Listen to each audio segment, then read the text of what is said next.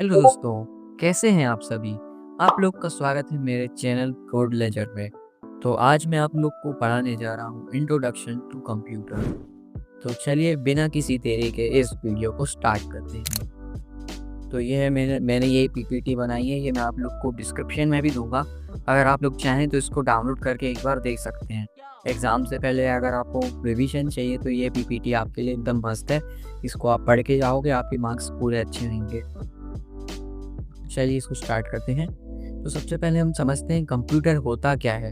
तो कंप्यूटर एक electronic device है जो कि डाटा को इनपुट करता है और फिर उसको प्रोसेस करता है और फिर उसका इंफॉर्मेशन बना के डिस्प्ले करता है सॉफ्टवेयर के थ्रू। है ना, पहले हम डेफिनेशन पढ़ लेते हैं, फिर इसको हम अच्छे से डिटेल में पढ़ेंगे। तो पहले a computer is an electronic device that takes in data input, processes it according to a set of instruction. Software stores it and then produces useful information, यानी कि आउटपुट। मतलब कंप्यूटर क्या होता है? ऐसा बंदा होता है जो पहले दूसरों का ज्ञान लेता है, फिर उसको सोच विचार करता है, फिर सोच विचार करके आउटपुट देता है। इसको हम बोल सकते हैं आईपीओ प्रिंसिपल में काम करता है। आईपीओ प्रिंसिपल यानी इनपुट, प्रोसेस और आउटपुट। यानी पहले इनपुट लेगा, फिर प्रोसेस करेगा, फिर आउटपुट देगा। तो ये होता है कंप्यूटर का बेसिक फंक्शन। आपको समझ में आ गया होगा। तो अब आगे बढ़ते हैं। आईपीओ प्रिंसिपल हमारा बेसिक फंडामेंटल है कंप्यूटर का। इनपुट, प्रोसेस और आउटपुट, ये ज़्यादा बना रखा है मैंने पीपीटी, एक स्लाइड बना रखी है, देख लेना, सिंपल है बिल्कुल।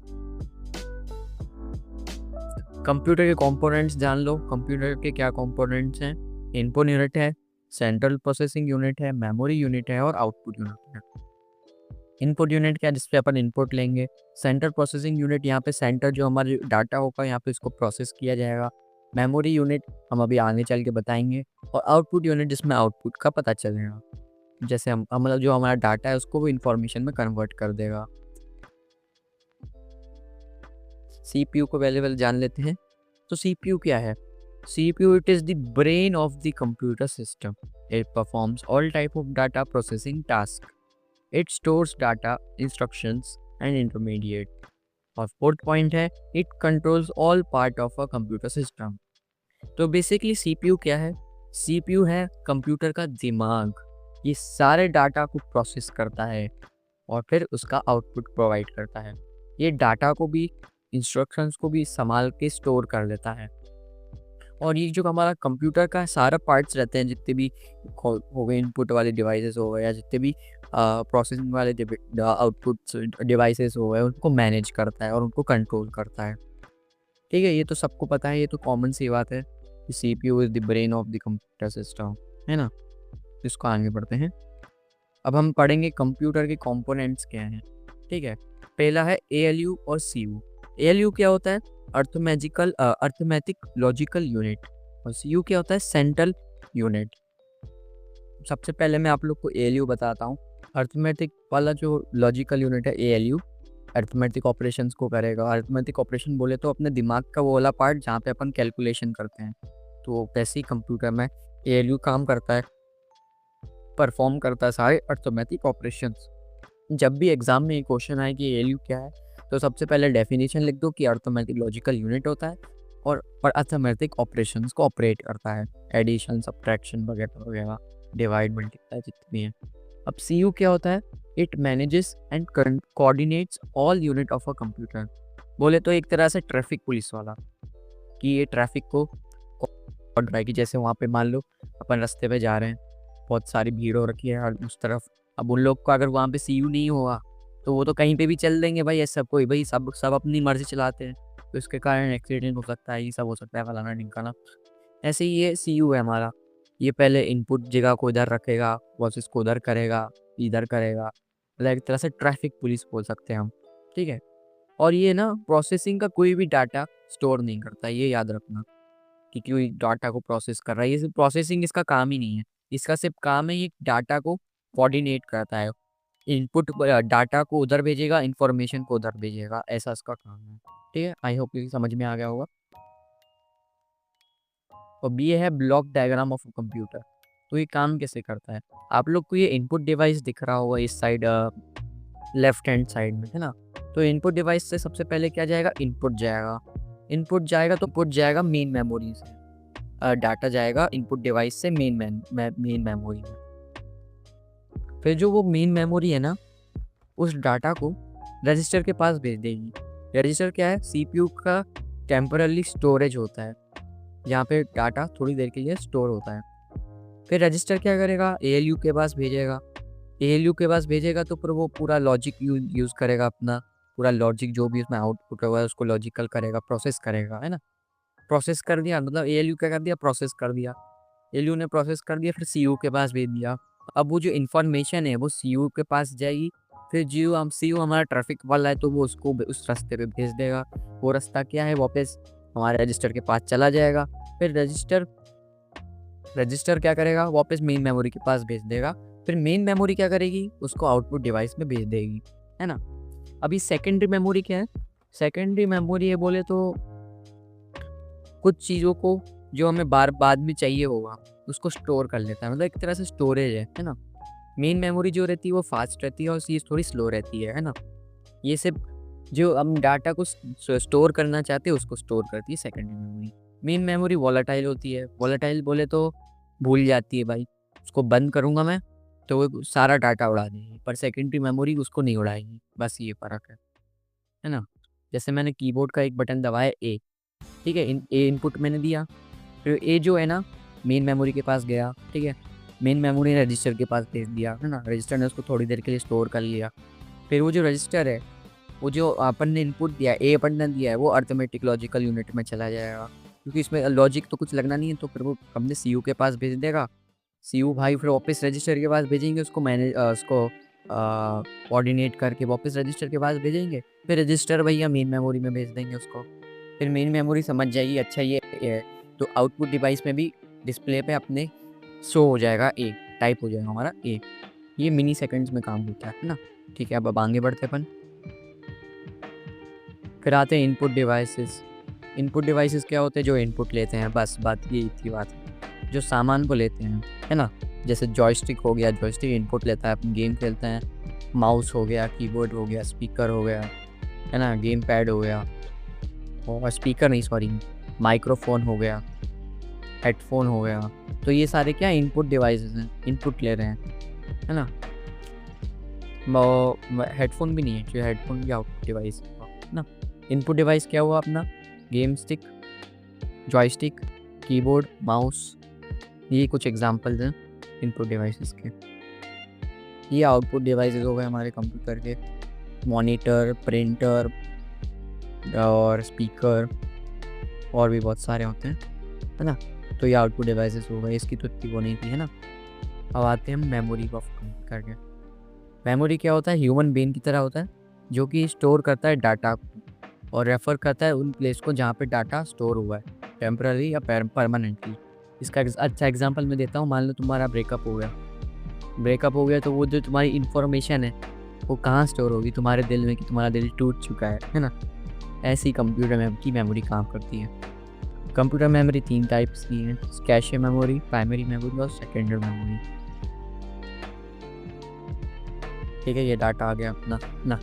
कैशे मेमोरी क्या होती है? वो वाली मेमोरी होती है जो कि फ्रीक्वेंटली डाटा को पकड़ लेती है। जैसे मान लो तुम डेली क्रोम खोलते हो, है ना?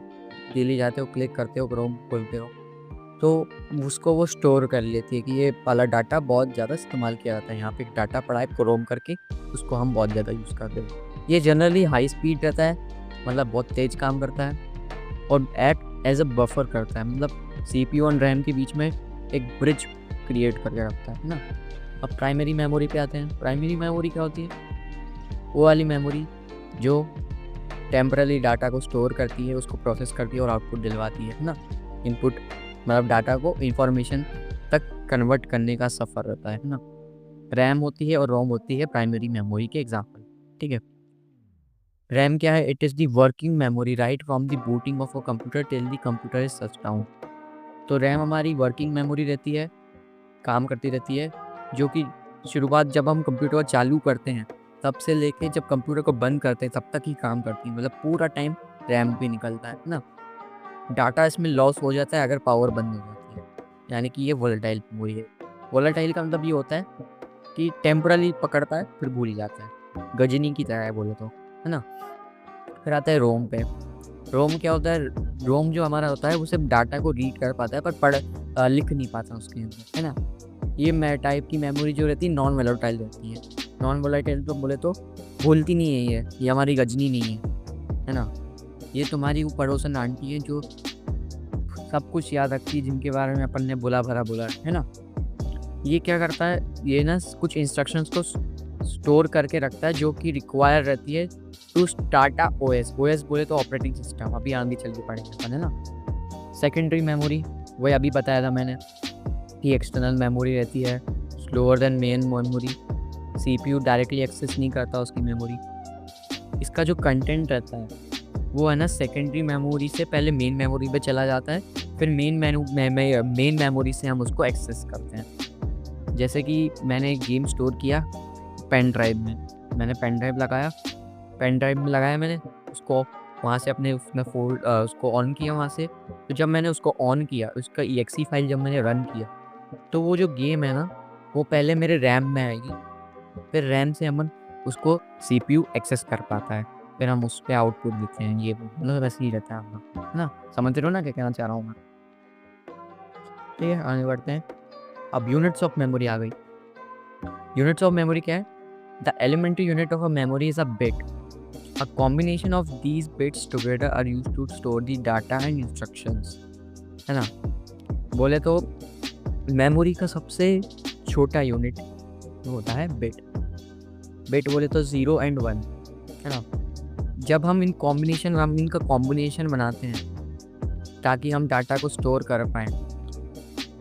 क्या बोल दिया मैंने? हाँ, जब ये बिट्स को हम साथ में जोड़ते हैं,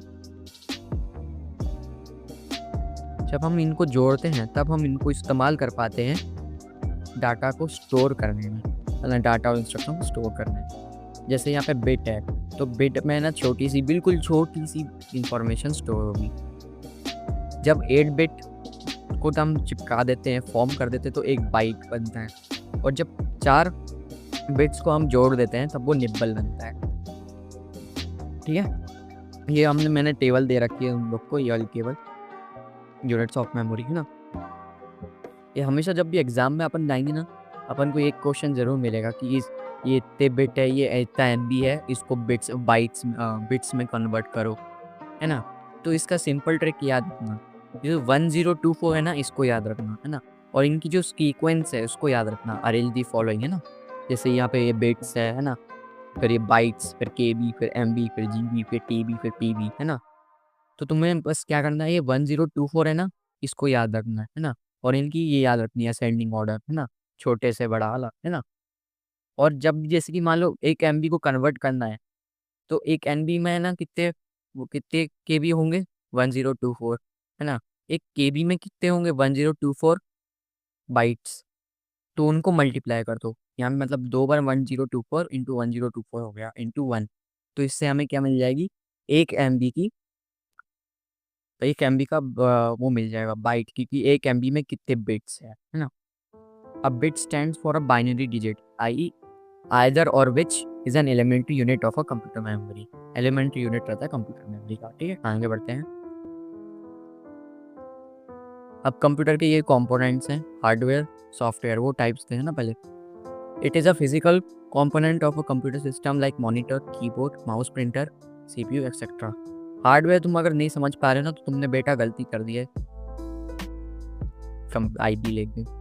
हार्डवेयर क्या होता है? फिजिकल कंपोनेंट होता है। फिजिकल कंपोनेंट बोले तो अपना monitor, keyboard, mouse, printer, CPU etcetera, है ना। मतलब जो हार्ड इसको हम टच कर सकते हैं, है ना, जिसको हम छू कर दे सकते हैं। सॉफ्टवेयर क्या होता है? सॉफ्टवेयर रहता है set of instruction to run the computer hardware और परफॉर्म वेल डिफाइंड टास्क, है ना। तो सॉफ्टवेयर क्या होता है? सेट ऑफ इंस्ट्रक्शन रहता है कंप्यूटर के, हमने ये बता रखा है, ऑर्डर दे रखा है कंप्यूटर को कि ये करना है ना। जब हम ऑर्डर देते हैं तो उसके लिए हम सेट ऑफ इंस्ट्रक्शंस लिखते हैं कंप्यूटर को बताने के। On the programs use in a computer to perform a specific task, on the programs used in a computer to perform a specific task is called software. कुछ specific task करना है अपन computer के अंदर, है ना, तो उसके लिए हमने जो इंस्ट्रक्शंस लिखे हैं उसको हम प्रोग्राम्स बोलते हैं। जो प्रोग्राम्स स्पेसिफिक टास्क के लिए हमने बनाए हैं उसको हम सॉफ्टवेयर बोलते हैं। जैसे वर्क, इसका एग्जांपल मैं अच्छा देता हूँ, MS वर्ड ऑफिस, उस पर अपन डॉक्यूमेंट्स बनाते हैं, है ना, तो वो क्या स्पेसिफिक टास्क है भाई, सबको बनाना पड़ता है, तो वो क्या हो गया, हमारा एक सॉफ्टवेयर हो गया, है ना। अब सॉफ्टवेयर के भी टाइप्स हैं, ये कुछ है types of software: application software, system software, middleware, driver software, programming software, बहुत सारे सॉफ्टवेयर है ना। तो इसमें अपन को अपने कोर्स में क्या क्या है, सिर्फ ये यूटिलिटी सॉफ्टवेयर है, एप्लीकेशन सॉफ्टवेयर है और सिस्टम सॉफ्टवेयर है। यूटिलिटी सॉफ्टवेयर बोले तो घर के बाई वाला, घर में जो अपन अपन बुलाते हैं ना, बाई की साफ सफाई और साफ सफाई, बर्तन धोना, फलाना ढिमकाना, ये यूटिलिटी सॉफ्टवेयर हो गया। एप्लीकेशन सॉफ्टवेयर जैसे अपन को कुछ काम करना, जैसे मैंने अभी आपको एग्जांपल दिया था MS वर्ड का कि मेरे को डॉक्यूमेंट बनानी है, तो उसके लिए एक स्पेसिफिक एप्लीकेशन है। सिस्टम सॉफ्टवेयर क्या है, वो वाले सॉफ्टवेयर जो कि कंप्यूटर को ज़रूरत रहते हैं, जैसे ऑन करने का फंक्शन, कि यहाँ पे ऑन करने का बटन दे रखा है ना, और क्या एग्जांपल हो गया कि यहाँ पे डिवाइस मैनेजर दे रखा है, अपन को यहाँ से अपन डिवाइस को मैनेज कर सकें, तो ये इतने सारे सॉफ्टवेयर रहते हैं। इसके अगर हम आगे चलते हैं तो ऐसे काम करता है। हम यूज़र हैं, यूज़र ने हमने कुछ इंस्ट्रक्शन दिया एप्लीकेशन सॉफ्टवेयर में, ठीक है, तो सॉफ्टवेयर में कुछ इंस्ट्रक्शन गया, फिर OS के पास जाएगा वो इंस्ट्रक्शन, फिर OS से सीधा हार्डवेयर समझ जाएगा, फिर ये जो है ना, ये एरो से वापस ऊपर होने लगेगा। मतलब ऐसे साइकिल चलती है कि अपन ने पहले इंस्ट्रक्शन दिया, फिर एप्लीकेशन सॉफ्टवेयर में अपने वो काम किया, वो काम OS समझेगा, फिर OS कुछ हार्डवेयर के पास भेजेगा, फिर हार्डवेयर का आउटपुट भेजेगा, है ना, तो ऐसे काम करता है। Application software or apps are programs that help end users to perform some specific tasks like writing documents, browsing the internet, playing games और managing finance, है ना। मतलब बोले तो ऐसे प्रोग्राम्स जो स्पेसिफिक टास्क के लिए हम इस्तेमाल करते हैं, डॉक्यूमेंट बनाना, ये है ना। अब इसके भी दो टाइप्स हैं, जनरल पर्पस सॉफ्टवेयर और कस्टमाइज सॉफ्टवेयर। जनरल पर्पस जो जनरल पर्पसली यूज़ किया जाता है, जैसे कि आप दो हम सब हैं, हम सबको डॉक्यूमेंट बनाना पड़ता है भाई, सबको बनाना पड़ता है, काम करते हैं, है ना।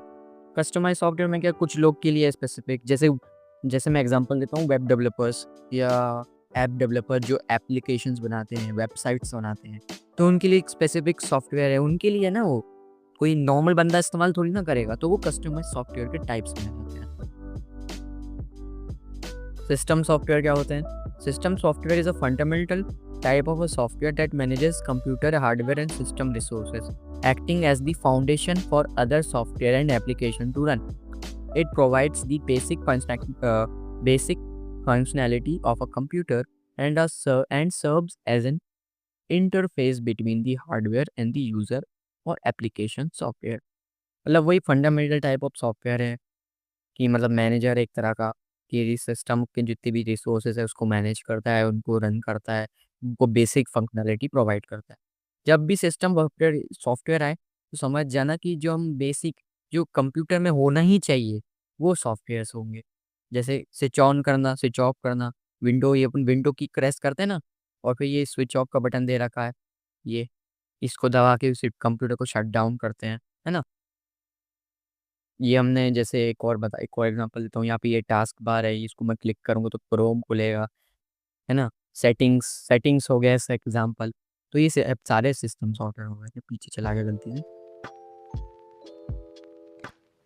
अब इसके है ना, अपन दो टाइप्स जानते हैं, एक तो होता है ऑपरेटिंग सिस्टम और एक होता है लैंग्वेज ट्रांसलेटर्स, है ना। सिस्टम सॉफ्टवेयर ना, ऑपरेटिंग सिस्टम और लैंग्वेज ट्रांसलेटर्स। ऑपरेटिंग सिस्टम क्या होता है? An operating system OS is the core software that manages a computer's hardware and software resources, acting as an intermediary between the user and the computer's hardware. बोले तो OS क्या होता है?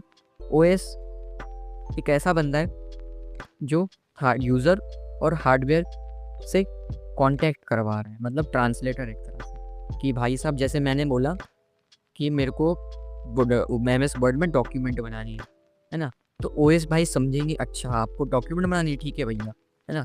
तो वो जाएगा हार्डवेयर के पास जाएगा, है ना, हार्डवेयर को बोलेगा भाई ये वाला सॉफ्टवेयर जरा खोल देना, तो MS वर्ड खोल देना, तो हमारा जो हार्डवेयर है वो उसको खोल देगा, है ना। यानी कि क्या ओएस क्या होता है, ब्रिज रहता है यूज़र के बीच में और कंप्यूटर के हार्डवेयर के बीच में, एक ब्रिज रहता है, उससे हम कनेक्ट पाते हैं, उससे हम कांटेक्ट कर पा रहे हैं, है ना। तो ओएस हमारी मतलब मदद करता है, ऑपरेटिंग सिस्टम हमारी मतलब ऑपरेटिंग सिस्टम हमारी मदद करता है हार्डवेयर से बात करने में, है ना।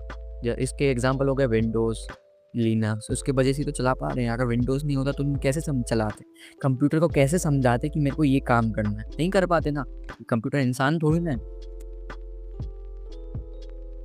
ऑपरेटिंग सिस्टम की क्या क्या फंक्शन है ये पढ़ लेते हैं हम।